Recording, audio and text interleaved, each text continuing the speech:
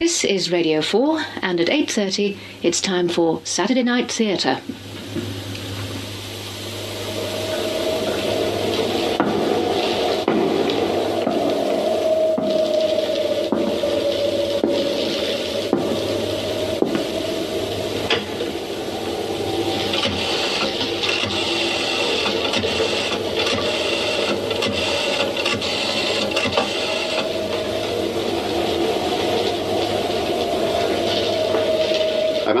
Can you come?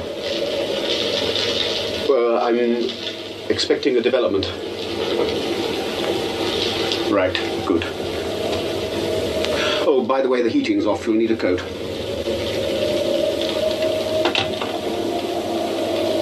A Coat of Varnish by Ronald Miller, suggested by the novel by C.P. Snow, with Peter Barkworth as Frank Briers, Paul Damon as Dr. Perryman, David Langton as Humphrey Lee, and Mary Ellis as Lady Ashbrook.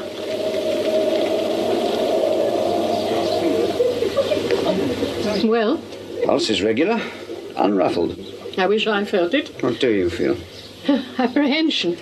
Given the possible prognosis, it would be unnatural not to feel a certain tension. And then the heat is... It's not the heat. I've had a good run, a long run by any standard.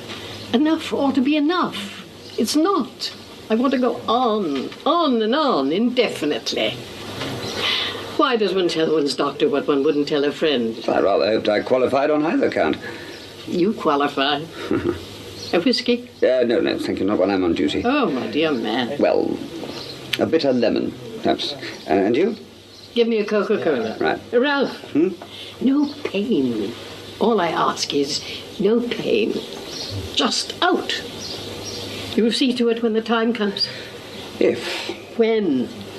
I don't care for the idea, you understand, but I know. Well, in that case, without agreeing... Or disagreeing. I salute your courage.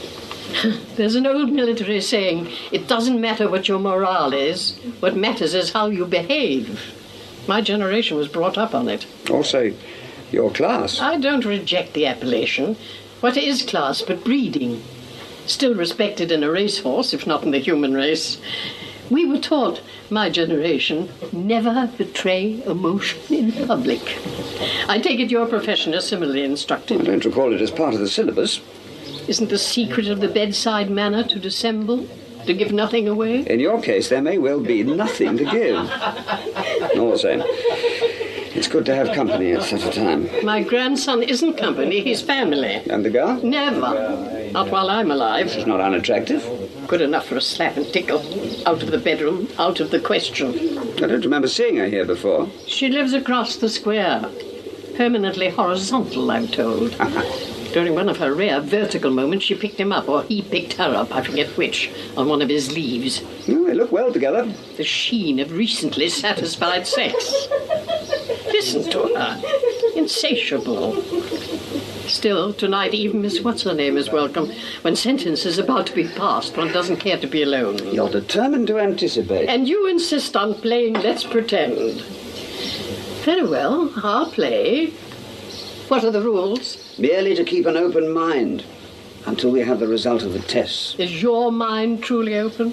Well, You see? You dissemble already.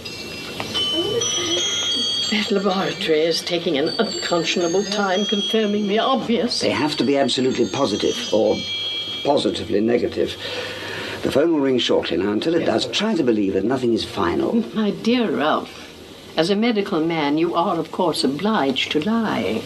Pass me my cash, will you?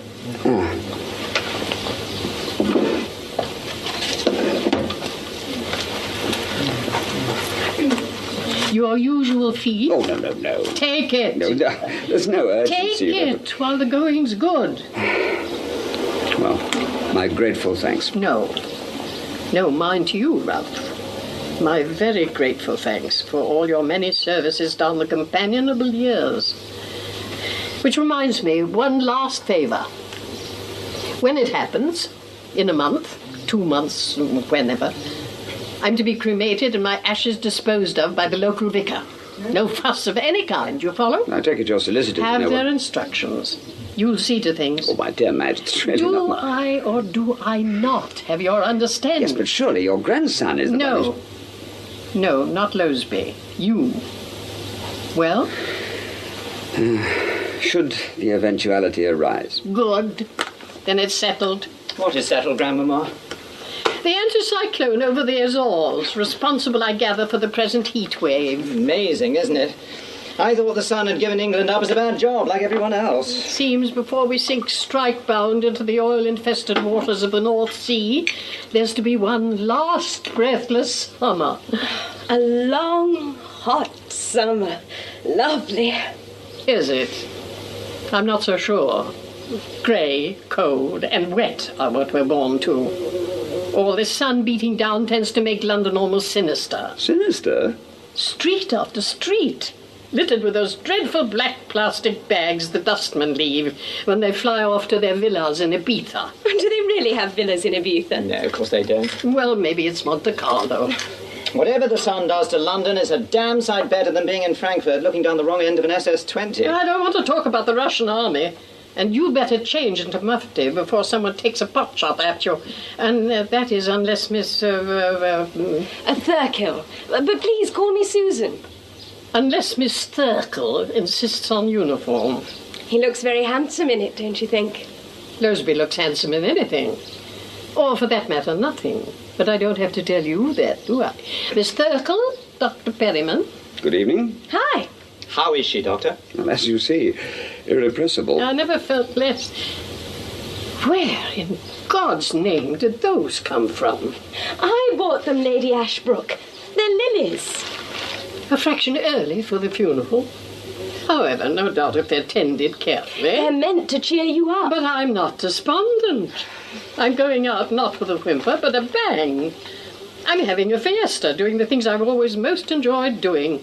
Concerts, Covent Garden, Henley for the last time. Last time, nothing. I'll lay you 6-4 you get a clean bill. Don't waste your money, boy. I never do. Except when you lose to me at gin. And don't count your cards before they're dealt. You're about to get your comeuppance after dinner. I'm sorry, dear. I'll stay till 7, then I really must go. Nonsense. You're dining here, and then you'll take your beating like a man.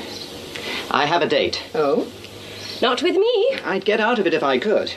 And what disreputable assignation have you in mind tonight? Did you really talk about assignations in your wicked days? Well, we didn't talk half as much as your friends do. We should have thought it took the edge off things. We talk about bed loudly. It's only if one's thinking of something really scandalous like getting married that it has to be whispered. And are you thinking of it? Marriage? When I do, you'll be the first to know. I doubt that, unless you take up table rapping. Madge? Humphrey! How nice. I hope I'm not intruding. Hello, Hum. Why aren't you defending Europe?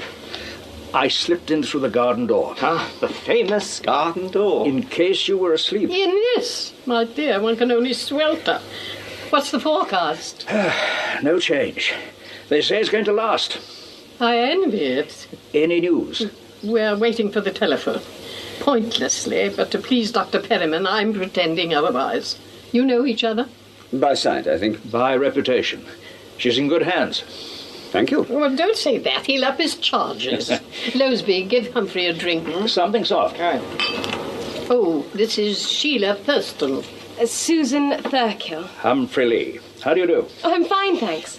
Why famous? I'm sorry? The garden door. Why famous? Oh, thank you. The story is that eminent Victorian gentlemen used it to slip discreetly in and out. Why? What were they up to? Whatever men do, or rather did, get up to, in what was said to be London's best and most distinguished brothel. A brothel? But I've never been in a brothel. Is that so? Oh, but that's fantastic. I'm afraid there are no vacancies. We're no longer trading. Some fresh air, I think. And was it, Grandmama? Was it what? London's best and most distinguished. My dear boy, I have no idea. Even I am not 100. Doctor, how is she? Truthfully. I'm more than just a neighbour. Second cousin, isn't it? Mm-hmm. I asked for names to get in touch with in an emergency. Her son being permanently abroad. They don't get on. So I gathered. I don't know if you care to tell me what her chances are, confidentially.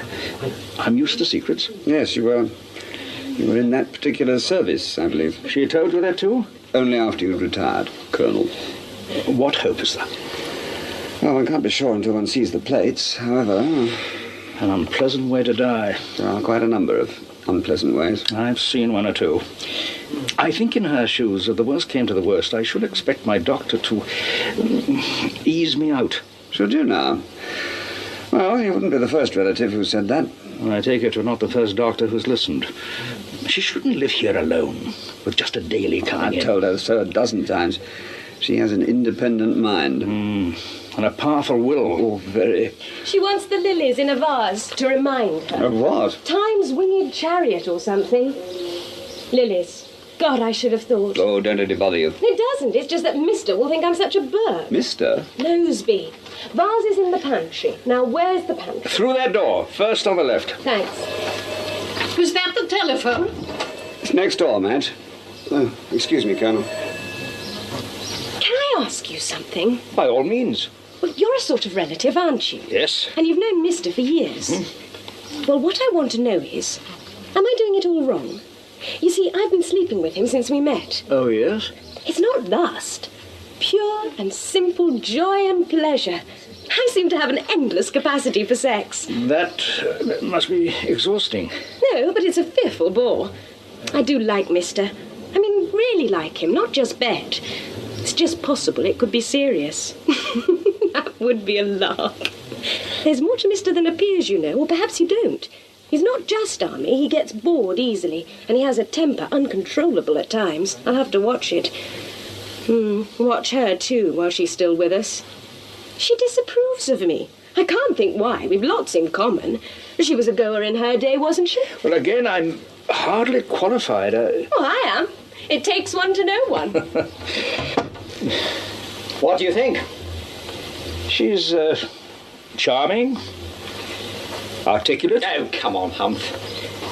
Is it serious? You know me. Do I? No, of course it's not serious. She lives just round the corner. It's convenient. That's all there is. You'll be relieved to hear. I didn't say so. You didn't have to. I suppose it's all UP with Grandmama. It's a bloody shame. Another bit of old England down the plug hole. Not everyone will weep, of course. All the same.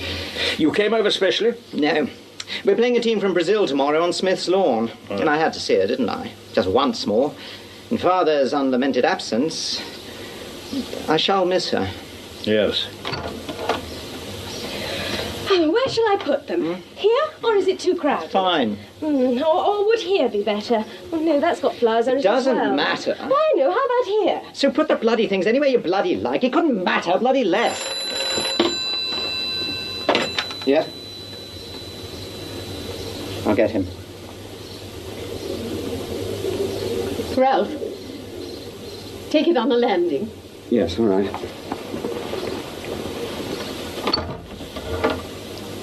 Humphrey, Dr. Perryman? close the door. Yes. Yes. Yes, go ahead. Leslie, please put down that receiver.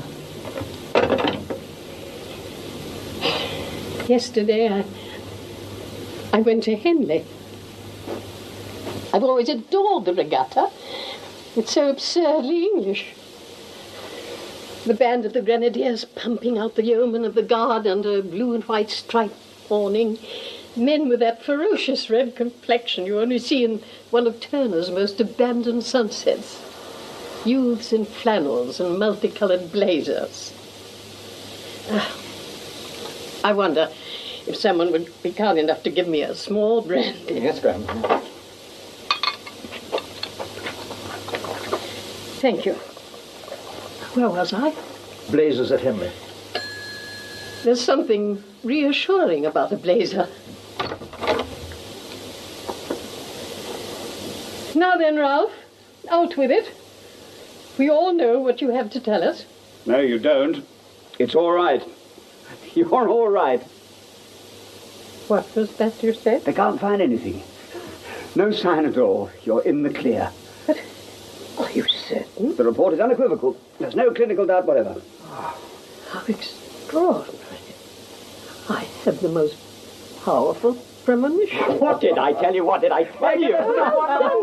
Congratulations. Nothing to do with me. Careful. Careful, dear boy. Having only just been reprieved, I prefer not to be asphyxiated. Where are you going? Off license for a bottle of the Widow. Half a dozen bottles of the Widow. Go on, Sue. Coming. It seems excessive just for surviving.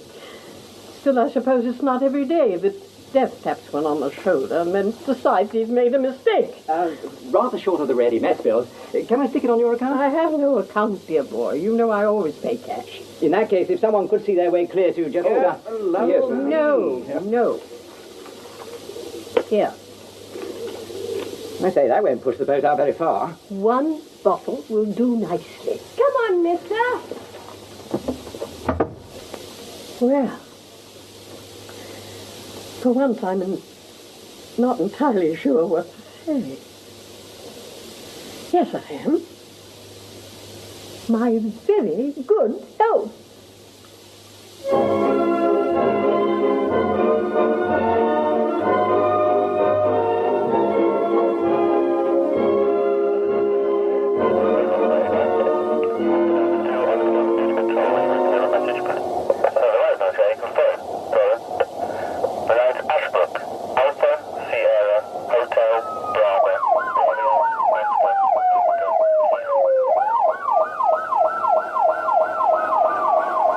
Where?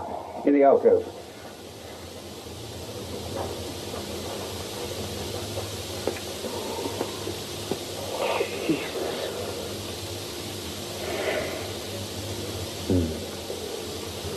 The sweet, corrupt smell of a dead body in a heat wave. Sorry, sir. Who found her, Chief Inspector? The Daily woman. Maria... son? Maria Constantina Catarina Pereira. Portuguese? Spanish. And who called station? A neighbour, some sort of cousin. He's downstairs drinking coffee. I'm doing the Times crossword, sir. Cool. How about you, sir? Oh, I do my best not to get excited, Sergeant. No, sir. Coffee. Would be very welcome. Sir. Anyone else in the house? No. Not a pretty sight. No. She was, though, in her day. That portraits of her, I suppose. Society between the wars? Oh, between, during, and after. She got quite a figure in the little world. And there was some public work later. President of the Conservative Women's Association, 59 to 63, Anglo-Austrian Society, Cardiac Research Trust. You knew her? No, I looked up in Who's Who. Who's who? Oh, yes. Calling the yard in wasn't my idea, Chief Inspector. All mine, Chief Superintendent. We could have handled this perfectly well locally. Oh, I don't doubt that for a moment. No, I was reluctant to be here as you are to have me.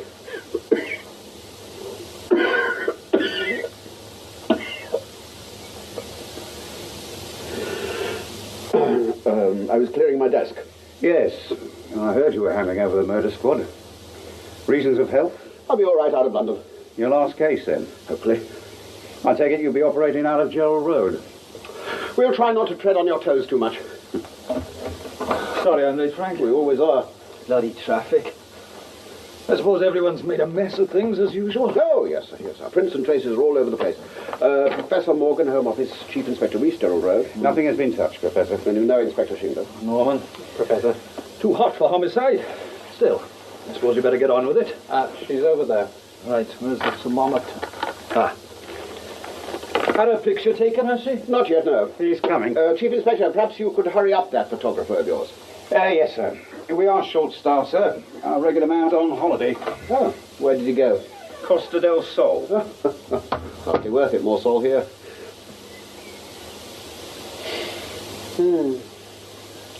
She was young when Rupert Brooke was young. Rupert Brooke, Julian Grenfell, Raymond Asquith, before your time. Just a week or two, sir. Part of an England long since dead. Maggots are hard at it.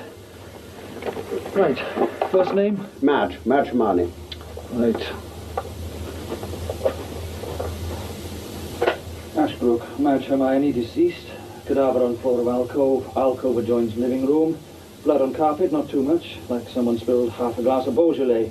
Eyes open, fixed, staring, skirt up over knees. Very good legs for, what, 75? 80. She kept her figure. Age 80. Along top of head, bisecting forehead and projecting 8 or 9 inches outwards, a hammer. Claws of hammer penetrated skull and brain. Looks like a new form of hat, doesn't it? Create quite a stir at Ascot, that would. Maggots in residence, probably first and second generation larvae. 2 blows to the head, second would have killed her if she hadn't been dead already. It's as far as I can go until What, was that dead already? My God, why aren't you coppers given a course in medicine? Well, look at her face, man. The spots on the cheek and neck, the eyelids. Was strangled? Almost certainly from behind. There was a bit of a struggle, a couple of bruises. I shall want the usual holiday snaps. But the hammer claws in the skull. Done after death. How long after? Hard to say. Not a lot of blood. Could be soon, even very soon after. Someone in a frenzy? Well, that's your department. And it happened where she's lying now. She wasn't moved after death. From the blood on the deck, it doesn't look like it. I'd say whoever did it strangled her, then stove her head in and beetled off. Jesus. As you say. Still, 80. She might have managed a few more summers. On the other hand, could have popped off any day. Not like this. No, it's a hideous way to go. Not everyone would choose it.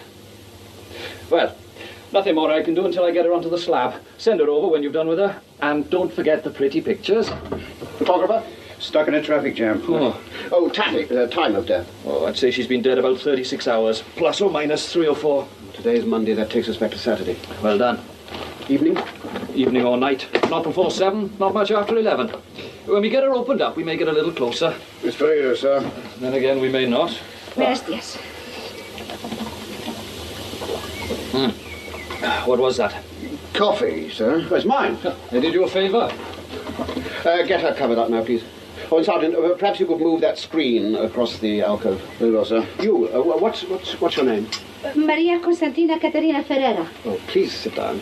Gracias. Thank you, Sergeant. Now, it was you who found Lady Ashbrook. Si. What time was that? I tell this man. Tell me. I come to work 7:30. 7:30? That's an early start. How I live. How I live without early start. Listen, when I come to this country for 20 years, I have just the one work. One. Okay, fine. Money is enough.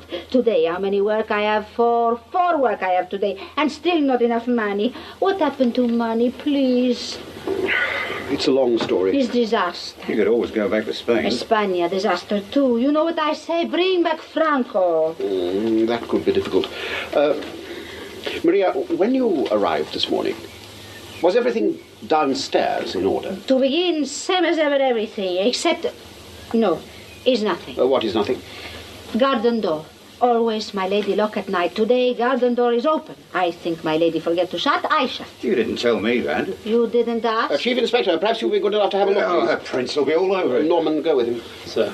Oh, Sergeant, I want to see that cousin, please. Yes, sir. Now, so you shut the garden door, and then? Put on kettle, come up here. Why? To open curtain, open window, everywhere hot, hot like oven. Then, I think I faint. I am strong. I no faint. I telephone. But not the police. Why not? English. My English very bad. But after 20 years? Ever you go to Spain? Many times. How good your Spanish? So you rang Lady Ashbrook's cousin? Is English gentleman, Mr. Lee. Very peace, very calm. Not many left. Lee. Christian name? Maybe Christian, maybe not. He's good man. This way, sir. Morning, Frank. Humphrey! Well, I'm damned. I'm glad as you, they said. Oh, it's good to see you. Just a minute. You didn't ask for me by any chance. I may have dipped a toe in the water. Why? It seemed to me the case called for someone not entirely stupid. Thank you. Not at all. Maria, just one more do you question. want me to go? No. Maria, was anything missing from the house? Is some silver gone. Silver dishes, dining room small, beautiful. Me gusto mucho. You like it? Very nice, very pretty. Now you think Maria thief? Not at all. No. Never, I steal, never. Go now, Maria. Thank you very much. Nunca, I show you my Sergeant, will you reference. look after her? Sir, this way. This way.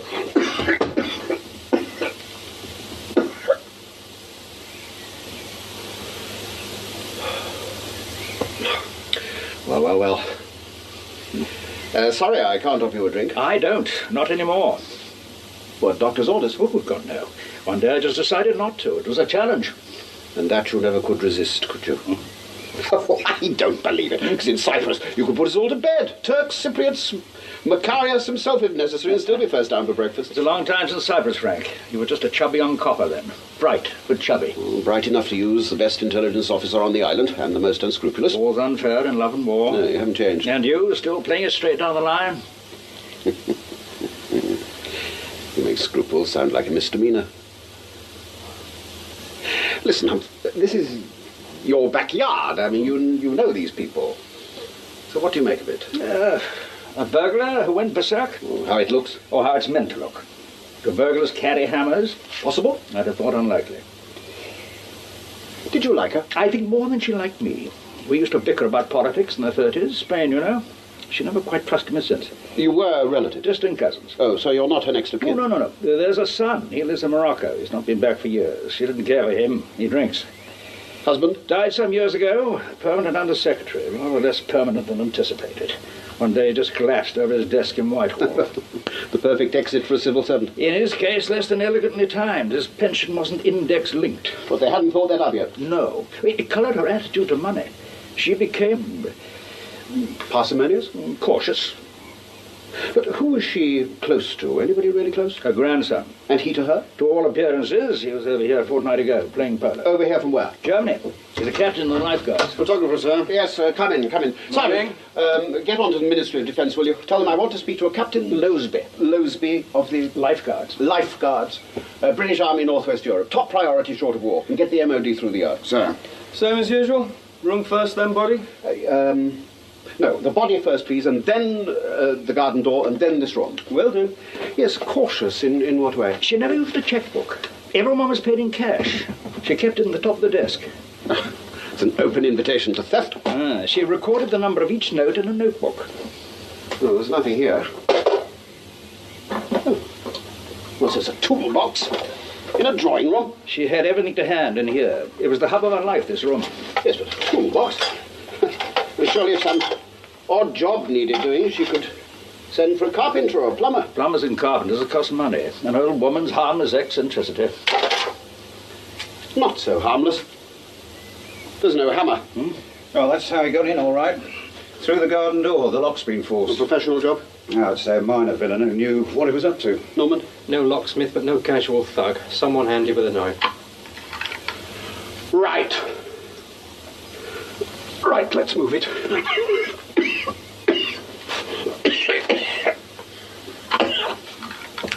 Yes, I'll be operating out of Gerald Road, Chief Inspector, so get back there fast, if you'll be so kind, and set up a murder room. There's detailed maps of the district, filing cabinets, blackboard, and every CID man you can muster. So I want a house-to-house blitz on friends, acquaintances, anybody who ever knew the old lady. It'll probably mean half Belgravia and Chelsea. Now, in addition, I want sightings of anyone out and about this area on Saturday between 7 p.m. and midnight.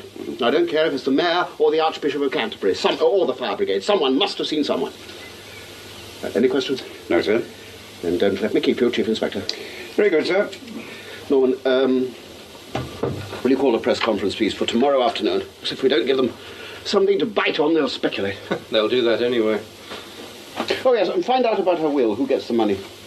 If it turns out to be Humphrey here, that could be interesting. Especially if he can't account for his movements on Saturday night. I was at home. Alone? Yes, reading and watching television. What was on? It didn't register. It seldom does. Quite impossible to prove. Oh, quite. What are you waiting for, Norman? Oh, sorry, sir.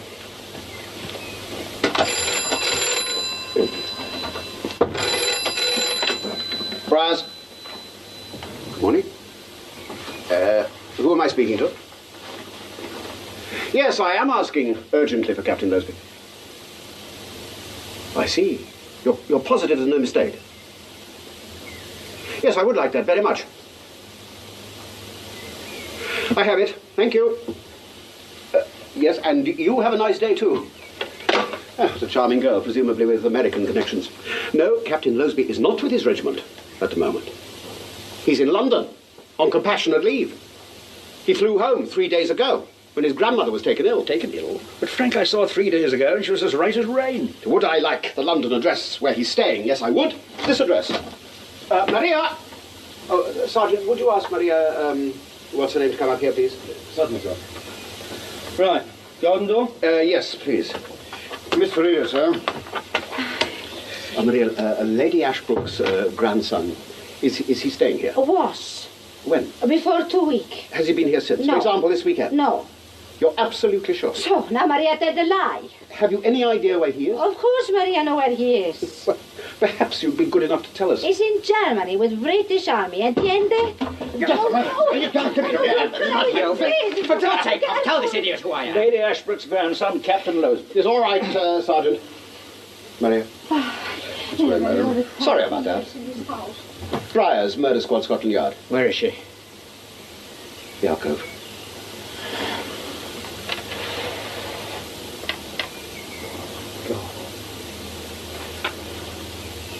It's unfair. It's so bloody unfair. She was told there was nothing wrong with her just 2 weeks. Now this. How did you know?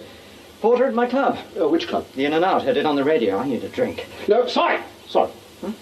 Nothing in this room is to be touched. Would you mind immensely if I use the phone? Yes. Look, whose house is this? I don't know. What? At this moment, I can't say because I don't know the contents of her will. Why are you in London, Captain, this weekend? You were here 2 weekends ago to play polo, but why now? I suppose I'd better come clean. I would recommend it strongly. The thing is, my dear, I needed a spot of relaxation, you understand, so I got a few days' leave. My grandmother's health wasn't ideal. Well, I don't have to tell you, it's the classical excuse. But you didn't see her. You didn't visit her at all. I did ring up. When? Saturday afternoon. What time Saturday? About 1600 hours. More precisely? Between 4 and 4:15. Sorry, it's the best I can do. And how was she? She said she was fine. And where were you? Not too far away. Where were you, Captain Lowes? I'd rather not say. Tucked up, somewhere comfortable. With a woman. You said it, I didn't. Is that the truth? Do you want me to swear to it on the Bible? No, you'd do that if you were lying in your teeth. Whose side are you on? Your grandmother's. All right, yes, it's the truth. I'm not saying where it was exactly because it involves somebody else. Will that do, Humphrey? Almost certainly not. Well, you'll have to make a statement and sign it, and then we can check it out. You're a suspicious devil. It's my business. Oh, by the way, the will, do you know what's in it? Haven't the foggiest. Listen, where do wills come in? I mean, this was obviously some sort of hooligan on the rampage, well, wasn't it? All right, you can go now. Don't leave London. I'm due back on duty. Well, then we'll arrange compassionate leave. And this time it'll be genuine. Whoever did it, you will get him. Oh, yes. You can count on that. Him or her. Her? You'll be surprised what power ungovernable rage can give a person. Where will you be staying? At the club, I suppose. Oh, not here. I've no wish to set foot in this house ever again. It disturbs you that much, does it? Good God, man, would you want to stay in a house where someone you cared for had been murdered? Oh. What an interesting idea. Hadn't occurred to me. Did it to you? No.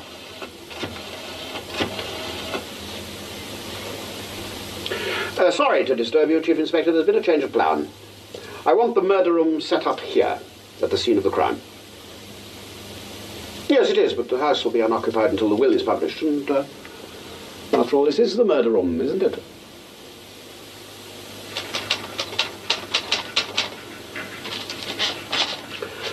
Right, Doctor, if you just sign your statement. Yes, sir. Well, thank you. You've helped us considerably. I'm not entirely sure how. Well, by narrowing the time still further, because we now know that she was fit and well when you left that evening. In fact, you're almost certainly the last person to have seen her alive. Except for whoever took her life. Except for whoever killed her, yes. Can I offer you a scotch? No, thank you. I still have several calls to make. Oh, it's bad, is it, if your patients know you had a drink? Well, it's not so much the knowledge as the smell. It makes them nervous. The blackboard and the map. I take it all this detail means you're making progress. Oh, well, it depends what you mean by progress. We've unearthed more of the criminal population of southwest London than you dream existed. But if you mean, are we any nearer knowing who killed Lady Ashbrook? No, I'm afraid we're not. But you're convinced, are you? I mean, correct me if I'm wrong, that whoever did this ghastly thing was a stranger, some sort of criminal intruder? No, I'm not convinced of that. No. No more am I. Well, and of course I'm a total ignoramus in police matters, but speaking as a medical man, when I saw her lying in the mortuary and later during the autopsy, it seemed to me... Well, I really have no right to express a view, but if a burglar was responsible, wouldn't there have been more indication of a struggle? I couldn't help the rather obvious reflection that she might have been killed by, well, someone she knew. You mean someone doing his best to behave like a burglar? Well, the thought crept up my back. Or am I talking nonsense? No, it crept up my back, too. But then all these conscientious inquiries are simply a cover, are they? I mean, you're actually looking rather nearer home. Well, we haven't ruled out the possibility of a professional.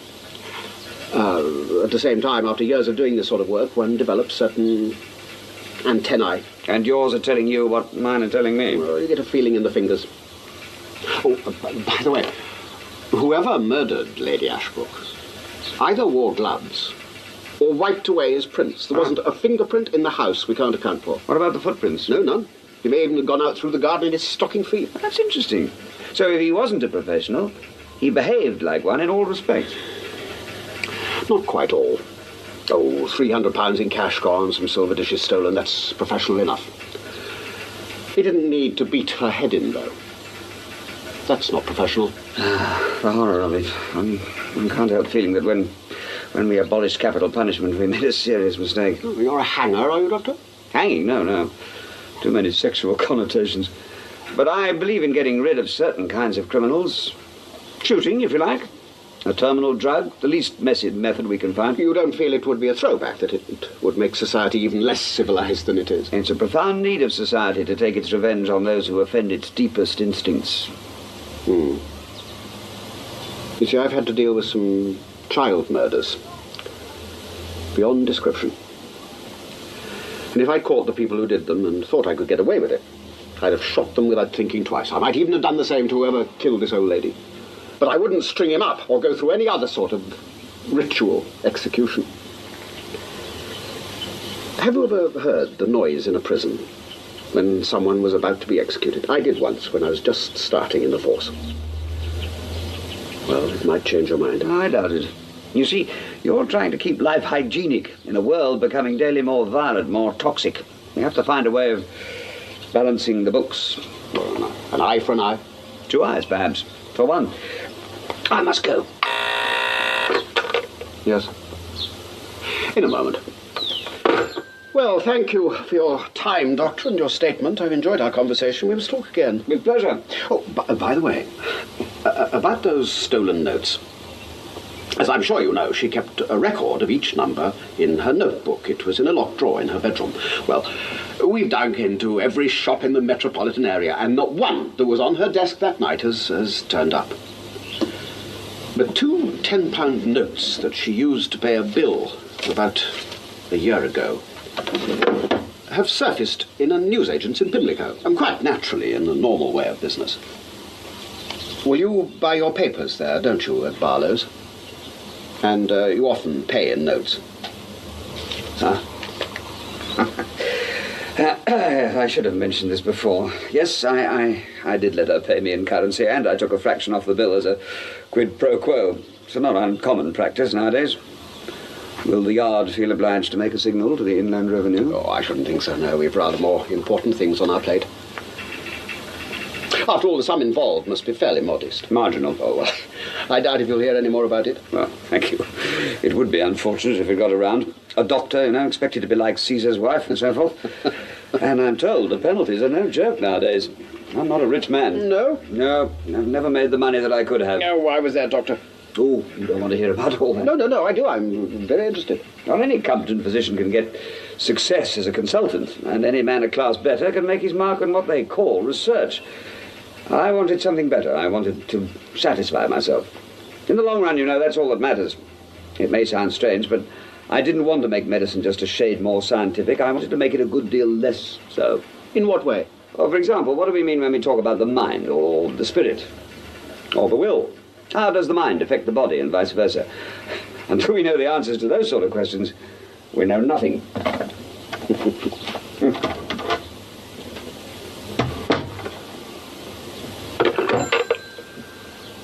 Right, Norman.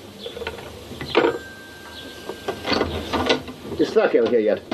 No, but Colonel Lee is. Oh, good, I want him. I think you'd better read this first. I thought you should know. That is, if you didn't. No, I didn't. Sir, I realise you're old friends. How much have you taken him into your confidence? I've been telling him as much or as little as I wanted him to know. Does that mean you've ruled him out? I'll tell you precisely what it means, Norman. It means that I'm watching him from the closest possible vantage point. I don't like it, but I'm doing it. Now, of course, I haven't ruled him out. I haven't ruled anybody out, anybody at all. Fair enough. Send in Colonel Lee, please. Right, thank you, Norman. And, thank you for this. Sir. Oh, and as soon as that young girl arrives, will you wheel her in? Come in, Humphrey. Solved it yet, sir? No. Have you? I meant the crossword, sir. Oh, well, I'm stuck at 13 across. Dyspeptic gathering, more than likely. 2 words. Livery company? Why, yes. Well, thank you, Inspector. My pleasure. That was bright. I run a bright department. Tell me, what do you know about,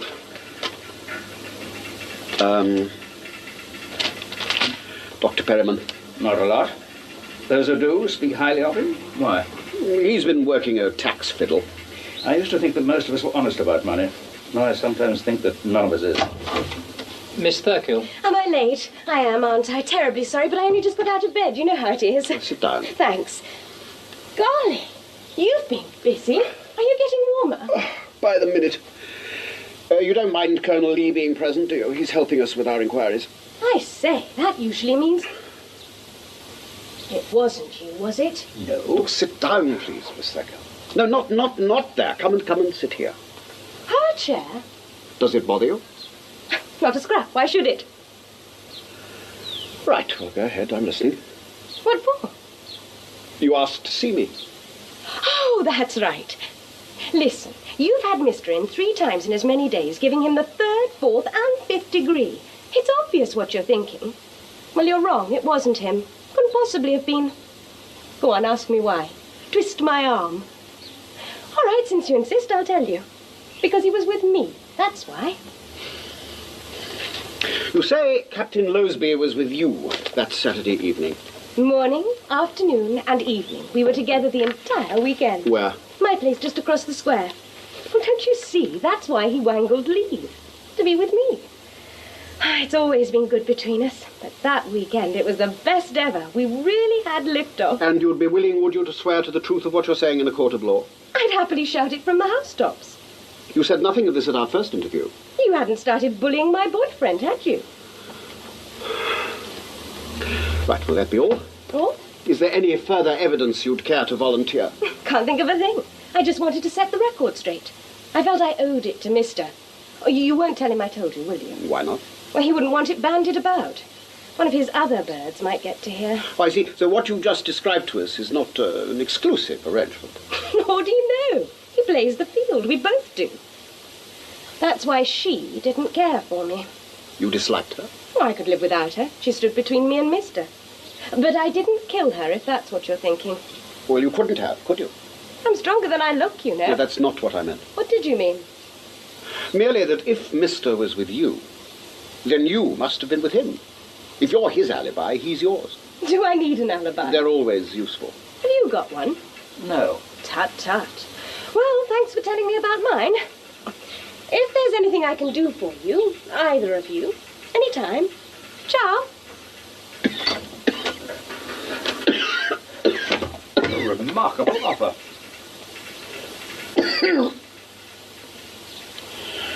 Yes, from a really dedicated little liar. You think she's lying? Oh, in detail and in depth.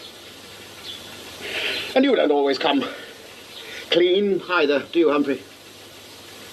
You didn't happen to mention that Loseby liked boys as well as girls. Is it relevant? Well, it could be vital. He's completely changed his story. First it was a girl he was in bed with that night, now it's a young man. Did he specify? A brother officer. Nothing like keeping it in the regiment. And when I told him we'd checked with his club and he hadn't spent the weekend there, he produced this chap, whose name is Jimson, who duly confirmed this latest version of events. They could both be lying. Oh, yes. Everybody could be lying about everything, and no doubt almost everybody is. But I don't know, he seemed genuinely fond of Loseby. And even in this enlightened age, most of us would be unlikely to invent that particular sophistication. Loseby's a cool customer. It's also at times a violent one. But I can't for the life of me see why he should want to murder the old lady. Or why anybody else should want to.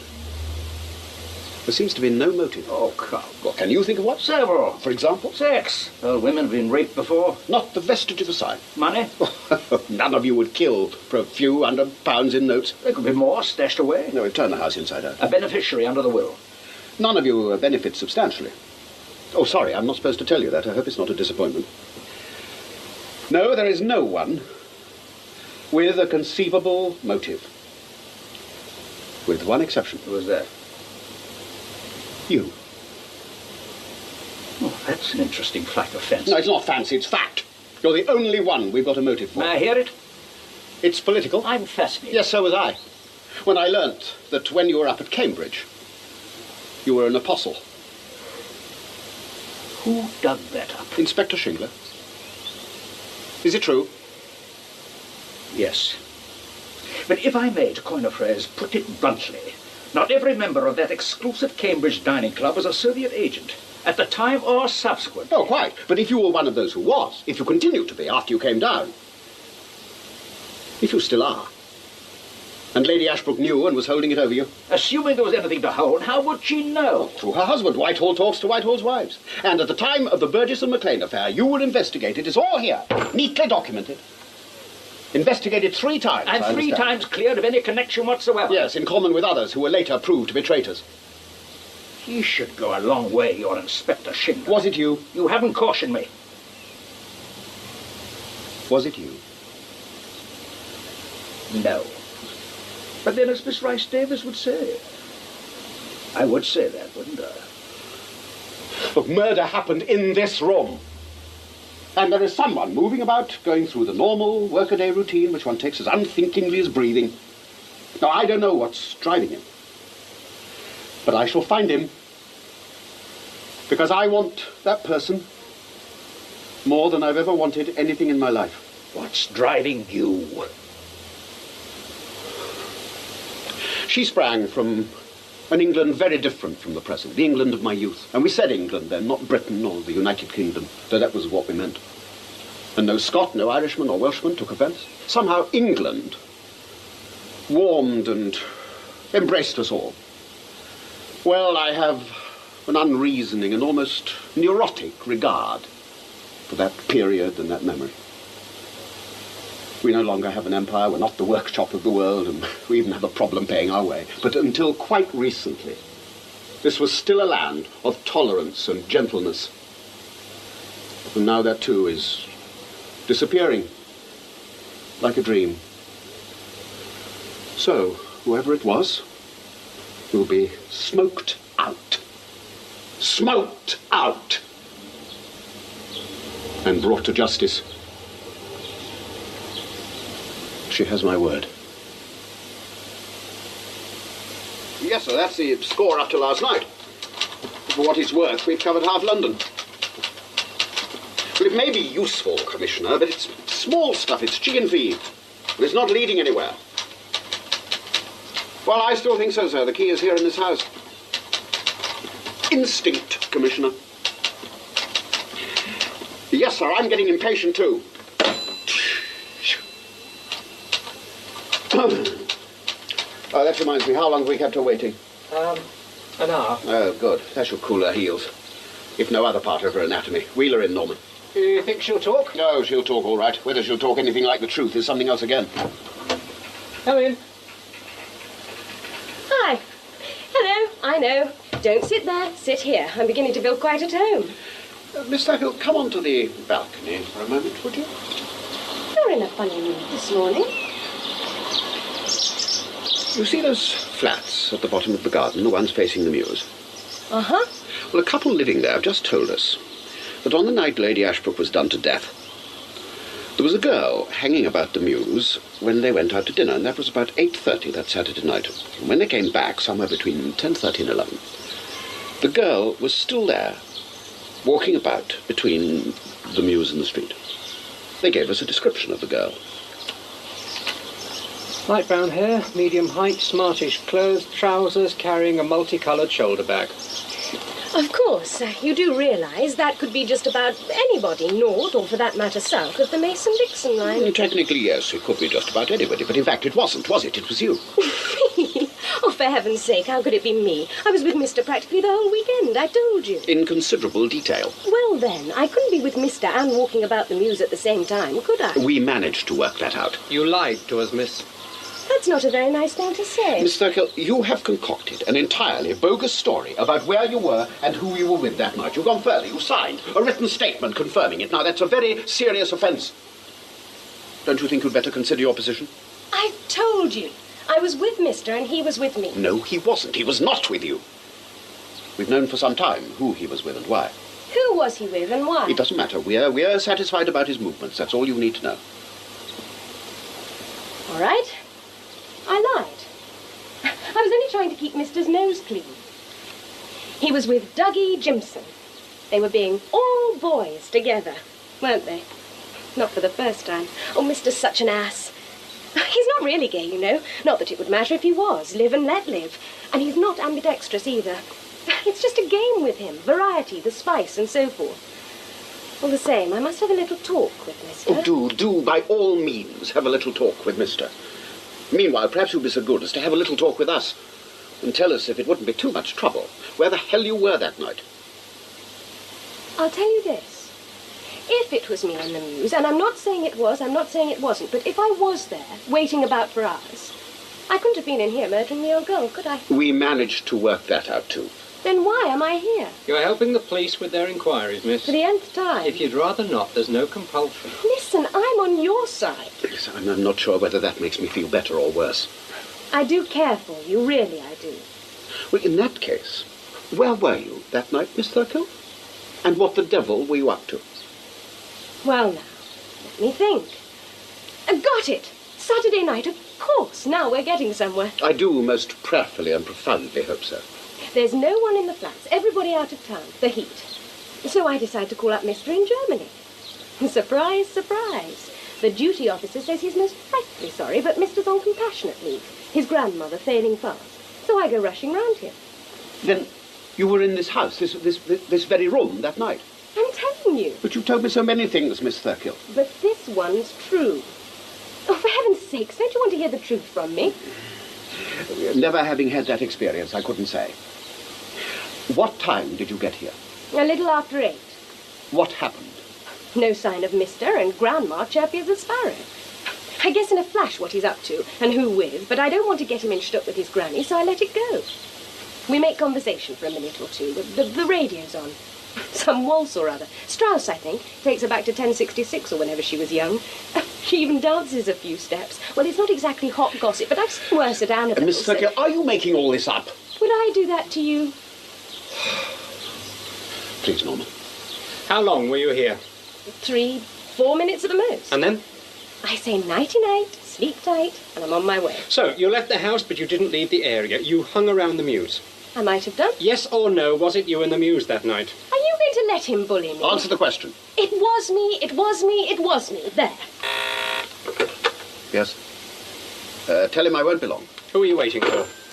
Toby. Toby who? Toby Bennett. Who is Toby Bennett? One of my exes. He has a flat in the Mews. Look, I was mad at Mr. and I had a sudden yen to see Toby again. But when he's working, he doesn't get home until the small hours. He plays a synthesizer in a nightclub. So I waited. And when he'd finished playing his synthesizer, did he turn up? No. He was up to here at Hammersmith with Samantha. But I didn't know that, did I? How long did you wait out there? Until about 4. Nearly 8 hours. When I really want something, I can wait for it. Finally, I gave up and went and had a coffee at the all-night stall at the Hyde Park Hall. And between approximately 8:30 p.m. and 4 a.m., did you see anyone enter or leave this house? Not a soul. Well, they couldn't have unless they came down the chimney. Now, look, miss. You can't have stood in one place with a view of 2 doors to the house for 8 whole hours without moving. I didn't say I didn't move. Of course I moved. I walked up and down, up and down. All I needed was a poodle. But if anyone had gone in or out of here, I don't know. You want to try another round? Hello, I apologise. darling. Had a good day? If you've been putting Susie through the ringer, I'll make damn sure... No, they've been absolutely sweet. He's so protective. I've been telling them our news, darling, and how you're going to make the best husband a girl ever had. Husband? Oh, didn't I get round to it? I was just about What, you're married? No, engaged. Oh, congratulations. Thank you. Everyone's delighted, aren't they, darling? Oh, especially Mummy and Daddy. They worry about me. Yes, one can understand. What does that mean? We have our eye on a rented house in Radnor Walk. We're hoping to buy, aren't we, darling, when Mr. gets his next little instalment from the controller. Well, if you're all through with me... Well, if there's nothing more you want to ask me... No, you mentioned the controller. Did I? Oh, I expect I was just fantasizing. No, you weren't. You were talking clearly and convincingly for once. Now, we're already interested in that operation. Who and what is the controller? A family joke. The name for money coming out of the blue. Providence. God. The controller. It's a name Mister used to call his grandmother when she gave him a large dip. You're lying again. Who is the controller? I haven't a notion. You're saying that money reaches you, and you've no idea under heaven where it comes from? Exactly. You expect me to believe that? I don't give a damn whether you believe it or Well, not. of course you know where it comes from. Or if you don't, you can make an educated guess. It must come somehow from my grandmother. That's all I know. And I don't even know that much, which suits me nicely. I don't think a girl ought to be too inquisitive about her husband's source of income. I don't think it's a wife's place. Do you? Come along, Lozenge. We're leaving. We'll send you an invitation to the wedding. I do hope you'll come. Both of you. All of you. Christ, I'd rather have half a dozen teeth out. You know, she doesn't even lie for a purpose. She just does it for the sheer bloody beauty of it. Wedding bells. I give it a month. Well, there, oddly enough, you could be wrong, Norman. Today's impossibles often turn out to be tomorrow's solid citizens. Not Thurkel. She'll be in and out of her four-poster with Tom, Dick and Harry. In and out, in and out. Just a minute.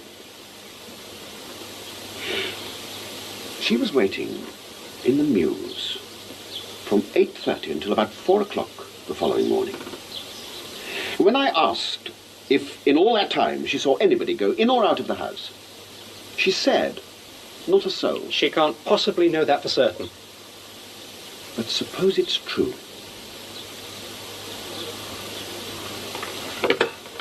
Send in Colonel Lee, please. And Norman, I want him alone. Is that a very good idea, sir? Alone.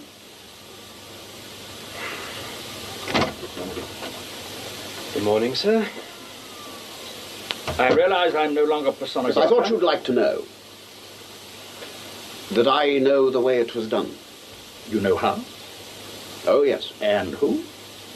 It's narrowing down. You're getting close? Very. Do you want to tell me? No, you tell me. What am I looking for? You're looking for a man who knows how to keep his cool under pressure. A man out of the common rut. Yes. Not a professional villain, but a man professionally trained. Someone to whom death, even violent death, is no stranger. Go on. There are 3 candidates. If Leslie is ruled out, he's out. You're left with 2, of whom I am obviously one. Counterproductive to remind you it was I who asked for your assignment to this case. As you rightly pointed out, I never could resist a challenge, and if I'm the man you're looking for, such a challenge could be irresistible. Also, that young protege of yours, damn his fertile, probing mind, is to be believed I could have a motive, however convoluted and bizarre. Am I reading you? With precision. I may or may not have murdered Cousin Madge. The fact that I deny it is to be expected. In your shoes, I'd keep an open mind. Oh, my mind is open. You'd disappoint me if it wasn't. In which case, you're left with a choice between me and the only other possibility. Either way, you're also left with the trifling inconvenience of having to make it stick in law with the evidence available. If, as I suspect, is thin, bloody thin, you'll have to break him, won't you, whichever of us it is. You're rather good at that, as I recall. If he doesn't break, there's not a great deal you can do about it, is there? Sit down, Humphrey. I think you know the way. Yes, indeed. Good afternoon, Doctor. Good evening, Chief Superintendent. The room's almost back to normal. Coming to the end of your investigation. Well, there are still 1 or 2 things we'd like to clear up. We thought you might be able to help us further. I doubt that, but I'll do my best. Sit down, sir. Yeah, thank you. Right, so... why don't we start with Lady Ashbrook's standard of living? 'Cause it's something of a puzzle. In what way, precisely? Well, how she managed to live like this on her income. You see, she had a trifle from investments in this country, an annuity of £1,500, and her old age pension. And out of that she had to pay rates, heating, lighting, daily woman. She wasn't extravagant, but she still bought good clothes, and a smart hairdresser came to the house once a week. So the question is, where did the money come from? Well, I know nothing of any details. As her doctor, I often advised her to have someone permanently in the house, but she always said she couldn't afford it. Well, on the face of it, she was right. You see, we just couldn't understand how she managed financially, especially after her will, her very modest will, was published. You see, Doctor, her day-to-day expenses and her apparently limited means, they simply didn't balance out. Until, that is, we managed to unearth the truth about the American fund. The American fund? Yes, you know, Doctor, the controller fund. Because that's how she paid her bills, with money which came over from the States at regular intervals. Ah, that's most interesting. And, of course, it would explain the discrepancy between her way of life and the apparent lack of means to support it. It would. It does. This one-way traffic, has it continued after her death? Oh, yes. A sizable sum has been passed to her grandson. Our information is passed by you, Doctor. By me? Yes. You were the controller, weren't you, Doctor? The what? The controller. As in controller of the royal household. The word must have appealed to the old lady's social instincts.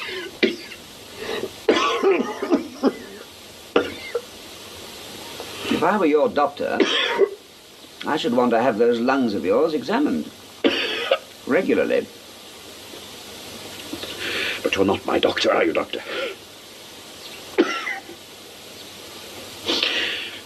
Yes, we know that you passed money to the old lady during her lifetime and after her death to others. We know that the money came from a firm of lawyers in New York, one of whom had been an intimate friend of your patient's in her younger days.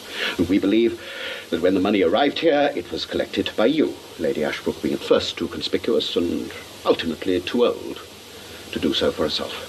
It was an ingenious method of avoiding tax while she was alive and death duties when she wasn't. Oh, yes, and the money was, in fact, interest from her late husband's American securities, plus slices of capital which had been allowed to decline. Shall I go on? It was a benevolent service, done to help an old friend, old in every sense, to end her days in something approaching the manner to which she was accustomed. Yes, all right, all right. Let's drop all this. We shouldn't be spending our time on a minor piece of tax evasion. What should we be spending our time on? Murder. It's the murder we want to ask you about, Doctor. By all means. You were in this house the night Lady Ashbrook died. For approximately half an hour. Uninvited, on your own initiative.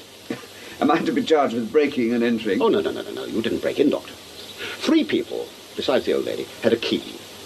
The daily woman, but she was at a Spanish party that particular night. Her grandson, who was holding a rather more individual party of his own, and you. You had your own front door key, Doctor. Well, naturally, I was her physician. She was old. I had to be able to enter in an emergency. And of course, being her physician put you in a rather special category, didn't it? I'm not sure that I follow you. Well, if it's a question of killing an old lady, her doctor has certain advantages. She's used to him. She's used to his hands. Yes. You have good hands, Doctor, sensitive hands, a surgeon's hands. Well, it is my profession. And there'd be other advantages. You'd know exactly where to place those hands. And there'd be no fingerprints anywhere because a doctor would have surgical gloves readily available. If you should take to murder Chief Superintendent Society, I'd better watch out. One thing. Why smash her skull in? Was it in a fit of madness? Or was it the final touch in your attempt to make it look like an outside job? A professional villain who broke in and went berserk. The garden door forced with a scalpel, was it? The silver dishes stolen from the dining room. The controlled mayhem in this room. Oh, yes, by the way, a little too controlled, Doctor. You should have left the desk drawer open. Villains don't tidy up after them. Chief Superintendent, I do have a number of patients. Sit down, Doctor. In the summer, you thought that the old lady was about to die. My clinical judgment was that it was rather more probable than not. But your clinical judgment turned out to be wrong. It happens to the best of us. If your judgment had been right, Lady Ashbrook would have been dead by now from natural causes. Yes. But since your judgment didn't prove right, she might have lived for years. She could have done. Must have been a shock to learn she was going to survive. It was a profound relief. Was it? She was old, she'd grown increasingly demanding, a drain on your energies, as the old inevitably are. And the prospect of it going on and on, when you thought your release was coming, the temptation to put an end to it, when nature unexpectedly declined to oblige, was that the moment of decision, Doctor? I should like to make a statement. No, not that kind of statement, Inspector. I have work to do. This is a serious interference. It might be more than that for some of my patients. If you continue to detain me, I shall be obliged to ask for legal advice. Oh, please, call your solicitor if you wish. In that case, you believed that your patient's hospital tests would be positive. I thought it possible. Probable. You said probable. All right. Probable. Your patient believed she might be terminally ill. She appeared to be in an extreme situation. Then we heard the news from the laboratory. The extreme situation ceased to exist. And her dependence on you ceased with it. I don't know why. I was still her doctor. You were a hell of a lot more than that, weren't you? It isn't every doctor manages his patient's money. I thought we'd finished with that business. If she died of natural causes, you would have been in control of the American fund.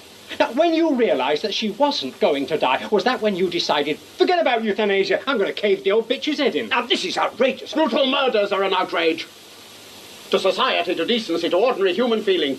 They degrade and debase those who commit them, and if we're not bloody careful, they do the same to us, who try to bring the murderers to justice. Sit down, Doctor. You're a violent man, Chief Superintendent. You have violence in you. The American fund. You realise we have the facts? I'm not prepared to answer questions from this officer. Why? Because you're scared? Scared to bloody death? Scared you'd incriminate yourself? Why else would you refuse to talk, eh? Norman. Sir.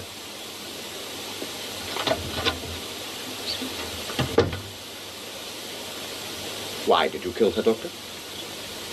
It can't just have been the money. There wasn't enough to motivate a doctor with a successful practice. Were you testing yourself to the limit? Or was it that after a lifetime of caring for people, the desire to break with the past, to destroy, to turn your world upside down, became on a sudden overwhelming? Like a priest whose life has been given to God, finding himself irresistibly drawn to the devil. Let me tell you what I think you did. Let's go back to that Saturday night. You didn't call here in the early evening, as you said in your statement. Susan Thurkill had been prowling the mews for hours on the watch for someone else, and she didn't see a glimpse of anyone coming in or going out, not the slightest sign.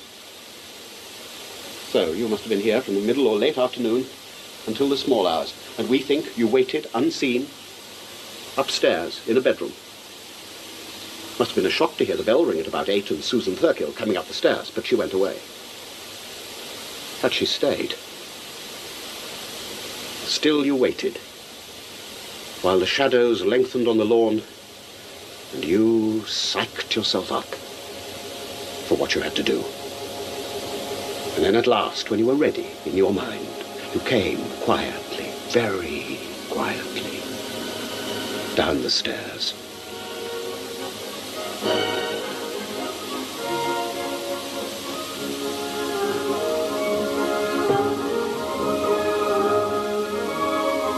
Who's there? Who's there?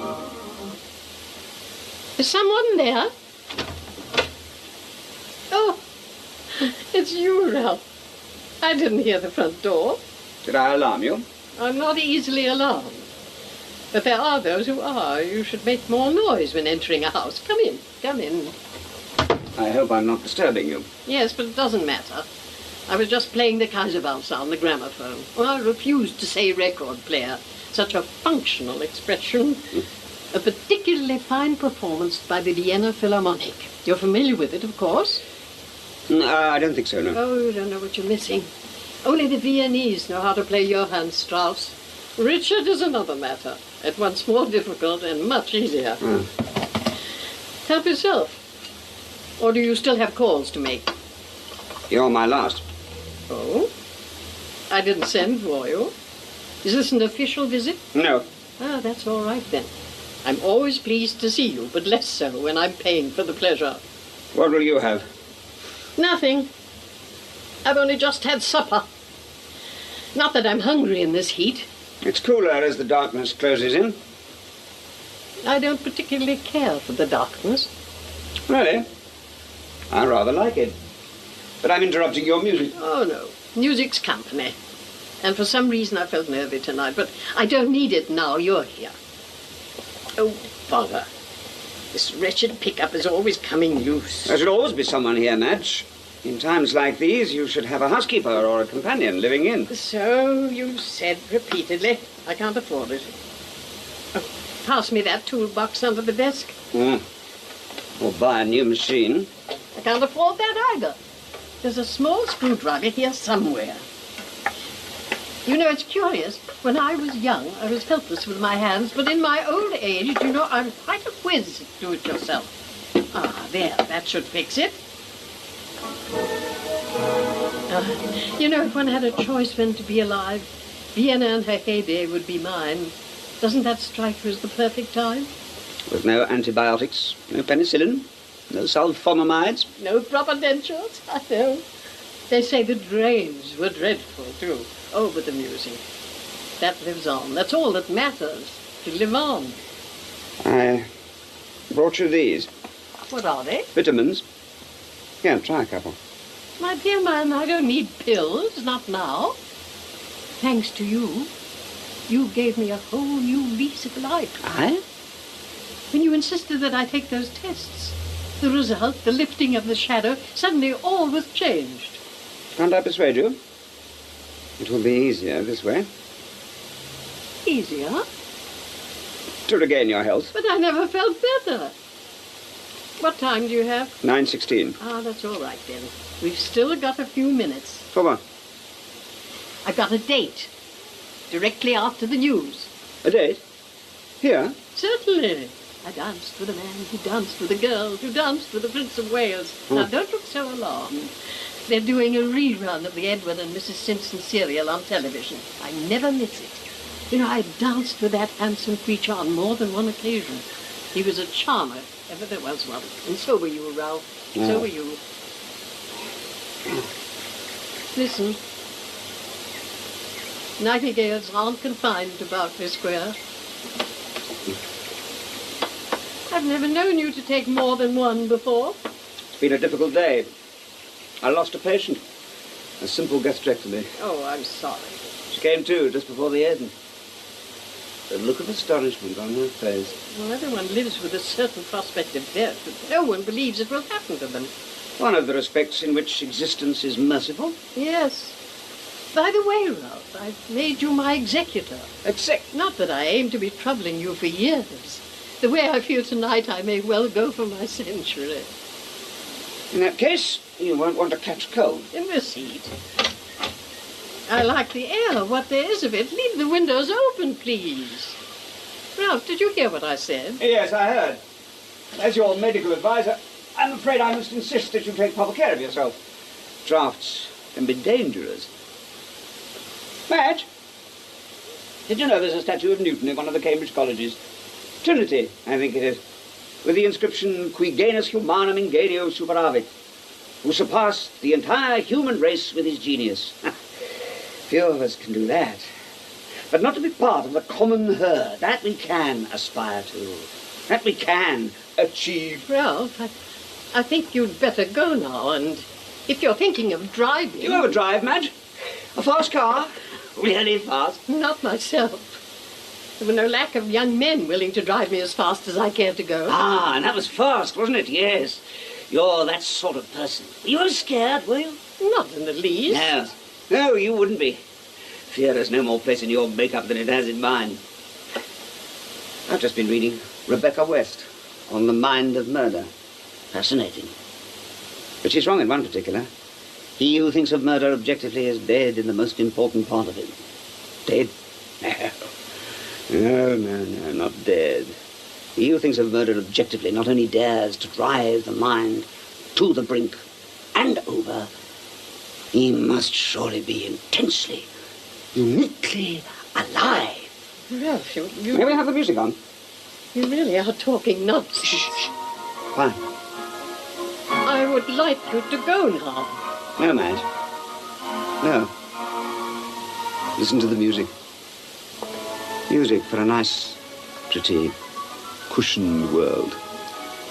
Music to escape reality. Delightful, but deceptive. Civilization, Madge, is surface deep. There's not much between us and our darker natures. Just about a coat of varnish.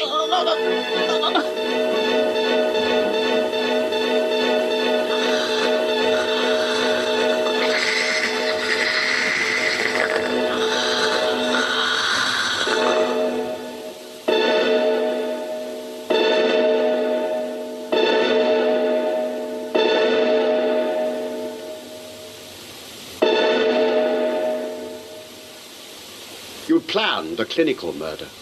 Cool, controlled. Wasn't like that. Because after you'd strangled her, just for a moment you lost control. And in a burst of blind animal savagery, you mutilated her. You battered her head in with a hammer. Then you were calm again. You set about creating the impression of a burglary. The stolen money, the disordered room. Then you went downstairs. You broke the lock of the garden door to distract attention from the front, and still further strengthen the impression of an intruder.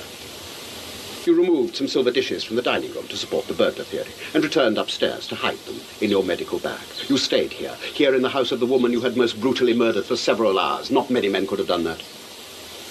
We think, without being certain, that you spent nearly all that time sitting quietly in her bedroom, because we found a bit of fluff there from a suit of yours, grey worsted. I must have worn that suit in that bedroom 40, 50 times. Oh, it doesn't prove anything in itself. I just wanted you to know that we're confident that we know what happened. You worked out that we should wear ourselves into the ground, didn't you? Trying to pick up sightings after the murder. Well, you were right. We must have traced every breathing human being who was on the move in this area between 9 and midnight. And all the time, you were sitting upstairs. We believe that you finally slipped away while it was still dark, but not long before dawn. Perhaps a little after 4. Must have been a nice, fresh summer morning. There's a quality people used to call arrogance of soul. It takes some people above themselves. It gives them the courage to die in torture. It takes other people below themselves. Then they can kill in torture. I think you're ready now to talk to me.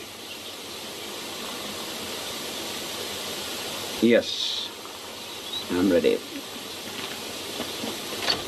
Moment.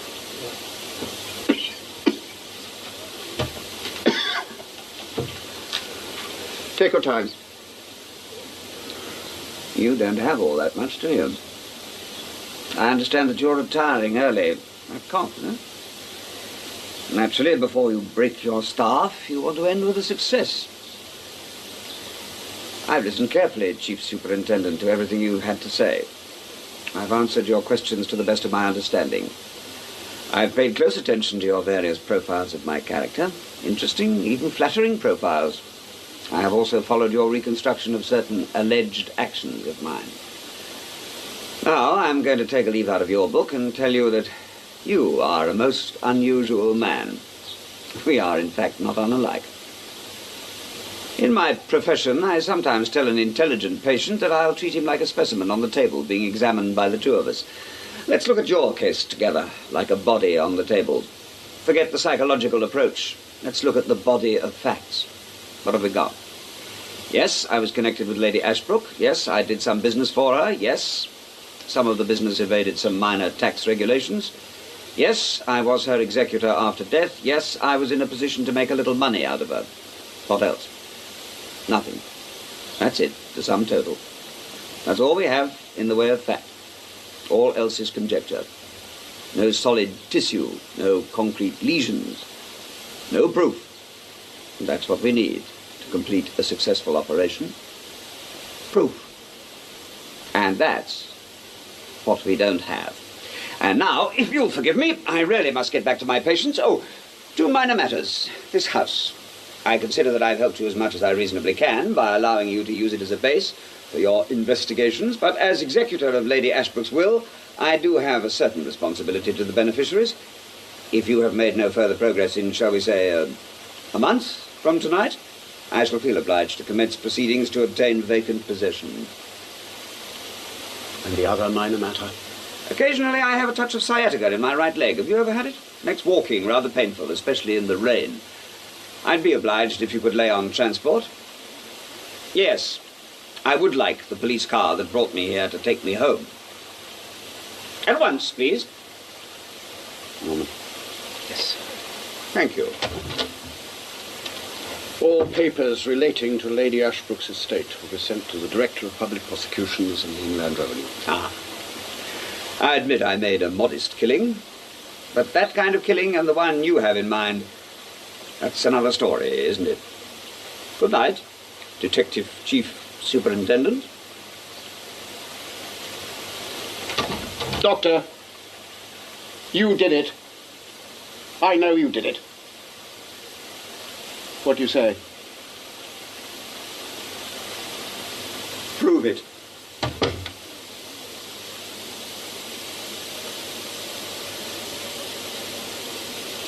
You come here how often? Once or twice a week, perhaps. Illegally? Well, of course. The estate has had vacant possession since August. But you still come. The place haunts me. As I haunt it. I know what happened here that night beyond all doubt. As I've been a fly on the wall, I know it. You said you expected a development when you telephoned and asked me over. What development? Bringing a murderer to justice is, to say the least, morally and socially desirable. You agree? Provided he's brought there by due process of law. The law and justice don't always ride tandem. Justice is mocked from time to time. It's by a too rigid adherence to the legal process, wouldn't you say? By ensuring that the benefit of the doubt goes to the accused. Suppose a person were in a position to give justice a helping hand. Suppose, in a case where guilt was certain but proof was lacking, it were possible to provide that proof. There could be a moral obligation, a duty even, in certain exceptionally vicious circumstances, a clear and unavoidable duty to do just that. Wouldn't you say? A clear and unavoidable duty to tamper with the course of justice? In the name of justice. To undermine the law? The letter, not the spirit. To distort the truth in order to reveal it. To convict a murderer, as cold-hearted a killer as it's given to a man to be. What do you say? I would say that to do that would be to commit a sort of murder oneself. A sort of murder? All right, yes, all right. A sort of murder. But a murder with an unspoken mandate from society. A murder in the name of a higher good, wouldn't you say? Whoever managed to persuade himself of that would have to be a sick man. Sick? Obsessed.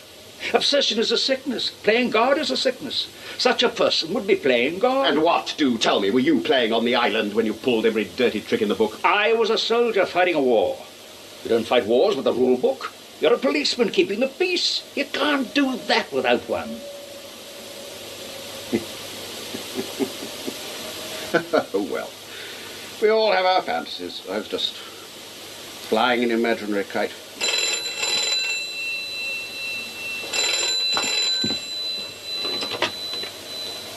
Fries. Right. Get a warrant, bring him in. No, on second thoughts, I'll bring him in myself. Yes, I'm sure I'll do it. And not without a certain relish. And Norman, thanks. Well, you never know your luck, do you? Luck? It seems they've found a suit, a man's grey worsted, buried in the garden of an empty house not half a mile away from here. And sewn into the lining are the doctor's initials. Oh, by the way, it's stained with blood. How did you know where to look? We had a tip-off. From whom? It was anonymous. We get them all the time. Why didn't he destroy it? I mean, if that was the suit he was wearing when he killed her. Oh, you don't doubt that he killed her? Of course he killed her. But a blood-stained suit complete with initials, why bury it? Why not destroy it? You believe that someone nicked that suit from the doctor's wardrobe one day when he was out attending to some bed of pain, smeared it with the appropriate blood group, and planted it in that garden half a mile away. That is what you're thinking, isn't it? What I'm thinking is not the question. The question is what he will say. And what he almost certainly will say is that this is your last case, that you desperately wanted to win it, that to make assurance double sure you've had him framed, that you planted a suit of his in that garden, appropriately doctored. If, when that is put to you, what will be your answer? The same as his. When I told him I knew he was a murderer, I shall just say, prove it. Oh, now let's get out of here, shall we, before we freeze to death. Do you want to know the real question, the $64,000 conundrum of our life and times? How long can a society survive that still believes that life is a cricket match to be played in strict accordance with the rules, while those who would destroy that society believe there are no rules, that in a world where violence, kidnap, hijack, random terror in the streets and skies, assassination are a daily diet, nothing's sacred, nothing's barred. The end justifies the means, the most brutal, pitiless, murdering means on earth. How long? Well, I'll tell you how long. Not very. You throw away the rule book, albeit in a just cause. You add one more brick to the building of the ultimate degenerate and corrupt society. Is such a society worthy of survival? Oh, I don't know. I only know it's a profound need of society to take its revenge on those who offend its deepest instincts. And you know who said that? Ralph Perryman, MD, FRCS. May she rest in peace. Will you?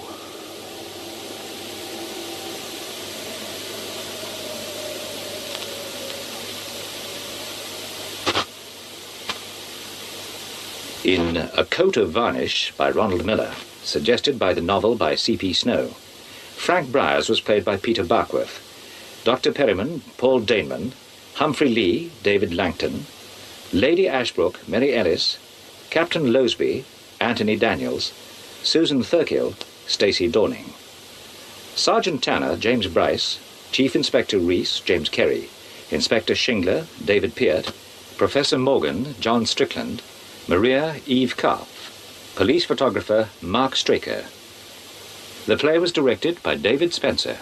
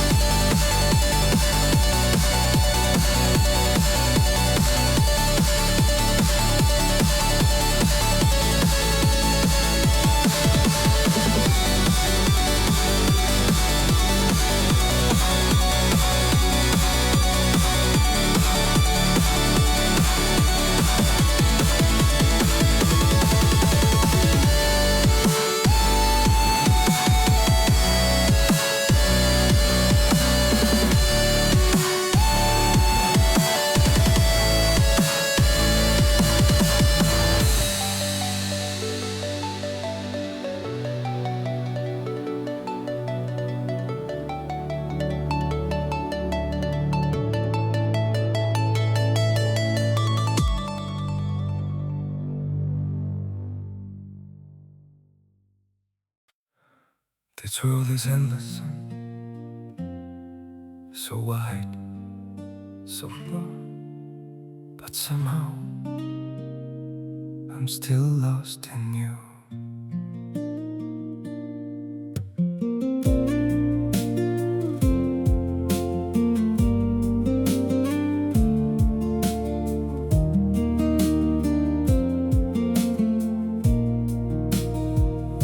The streets are full of moving shadows, countless places I could go. City shining, people passing, yet I still feel so alone. Every road keeps leading nowhere, every sky feels cold and blue. In this world so vast and open, I'm still lost in missing you. The world is wide, so wide before me, but I keep losing my way.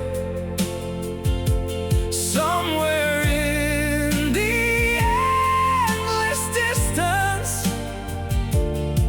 your memory makes me stay. The world moves on without us, but my heart remains untrue. For no matter where these feet may wander, I'm still lost in missing you. I have tried to outrun silence, tried to leave your ghost behind, but your name still echoes softly through the corners of my mind. The world is wide, so wide before me, but I keep losing my way. Somewhere in the endless distance, your memory makes me stay. The world moves on without us, but my heart remains untrue. For no matter where these feet may wander, I'm still lost in missing you. Maybe someday I'll stop searching for your face in every crowd, but until that day, this broken heart will keep calling your name out. The world is wide, so wide before me, but I keep losing my way. Somewhere in the endless distance, your memory makes me stay. The world moves on without us, but my heart remains untrue. For no matter where these feet may wander, I'm still lost in missing